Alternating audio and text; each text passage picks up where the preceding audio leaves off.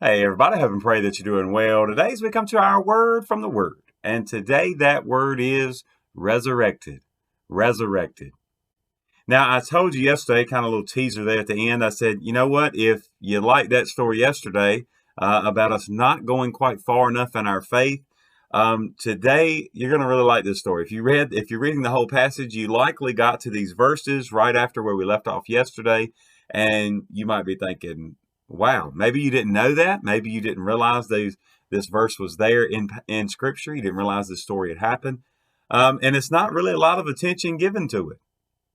But let's think about what kind of miracle it is. Now, this goes along really with yesterday as we've been talking, over and over talking about prayer and conversations with God.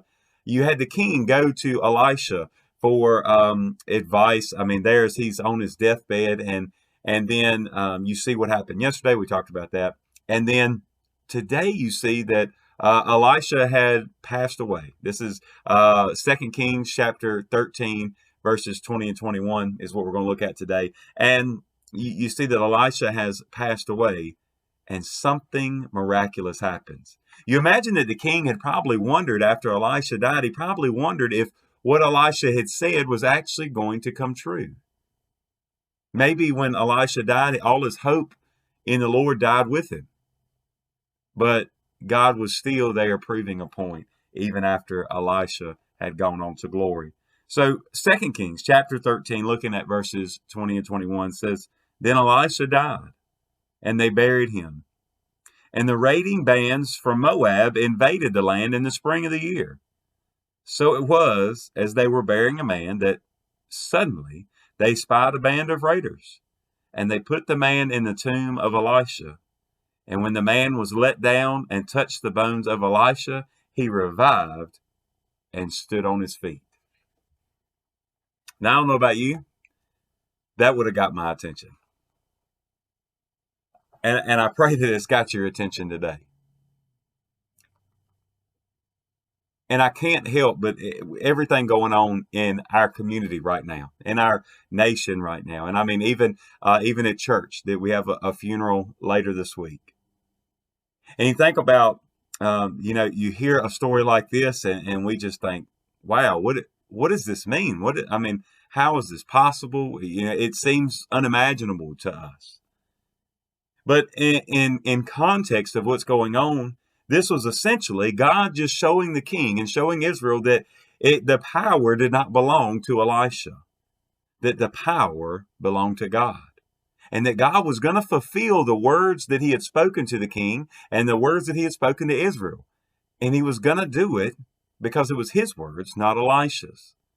So he was giving them a little encouragement. He was giving them a sign that he was a God to be trusted and believed. But it also got me to thinking, is like, what kind of context could we use that today? What kind of, I'm sorry, not context, but what kind of application could we have for our lives when we look at that? You think, well, I've never seen anything like this happen in person. And if you had, I'm sure you had already shared that story with many people. But I got to thinking about this. And I'm sure that you probably have, at least if you haven't been a part of one or been at one, you have likely heard of someone who was saved at a funeral. And to me, that was the most beautiful picture of the same power of God being displayed today in our lives, that if we're not careful, we'll miss it. Just like so many people look over this verse and don't really pay it much mind. But to think how many times I've seen and heard of people who got saved. They were born again as a result of hearing a message at a funeral. And it was that God was using that service and using that time to break down walls and that maybe that person had put up for a long time. And so I look for every funeral that I've ever been a part of to always point people to Jesus. Because you never know, that may be the time that they will, just like this story, that they will be, they were dead and gone, and they just came upon somebody godly, and it brought them back to life.